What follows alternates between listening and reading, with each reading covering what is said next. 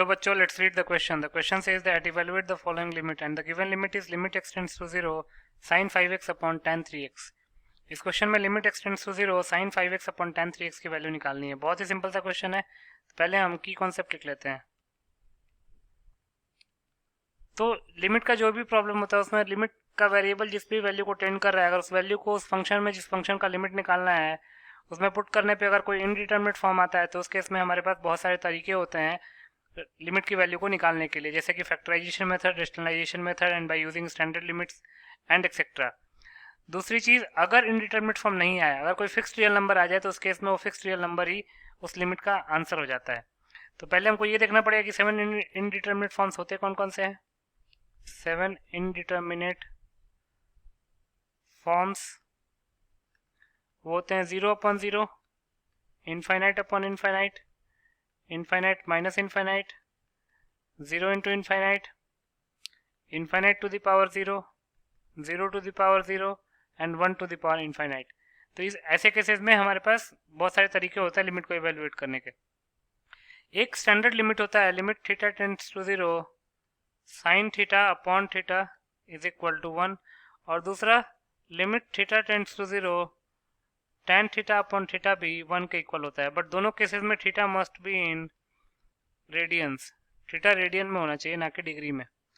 तीसरा limit x tends to a f of x upon g of x, वो limit x tends to a f of x whole upon limit x tends to a g of x के equal होता है. मतलब limit को हम distribute कर सकते हैं. तो इन तीनों की कॉन्सेप्ट्स को ध्यान में रख के इस क्वेश्चन को सॉल्व करते हैं.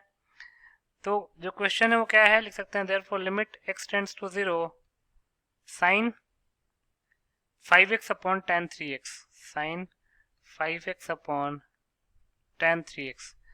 तो इसको लिख सकते हैं लिमिट x टेंड्स टू 0, ऊपर में sin 5x और नीचे में है tan 3x.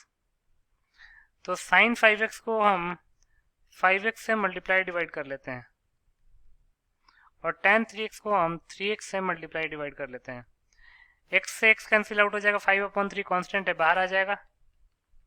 लिमिट्स को डिस्ट्रीब्यूट कर लेते हैं. इसको लिख सकते हैं limit x tends to 0 sin 5x upon 5x upon limit x tends to 0 tan 3x upon 3x.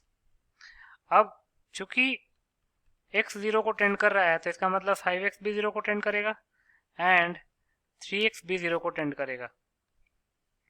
तो ये हो जाएगा 5/3.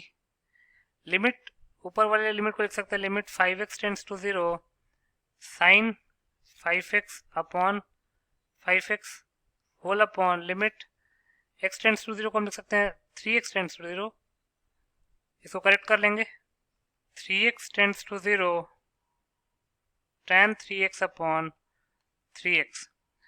तो limit 5x tends to 0 sin 5x upon 5x 1 के इक्वल हो जाएगा और limit 3x tends to 0 tan 3x upon 3x भी 1 के इक्वल हो जाएगा. तो हमारा आंसर क्या हो जाएगा 5/3, क्योंकि बाकी जो लिमिट की वैल्यूज हैं वो तो 1 आ गई. तो लिख सकते हैं hence 5/3 is the required answer. So 5/3 will be your final answer. I hope you understood it well. Best of luck.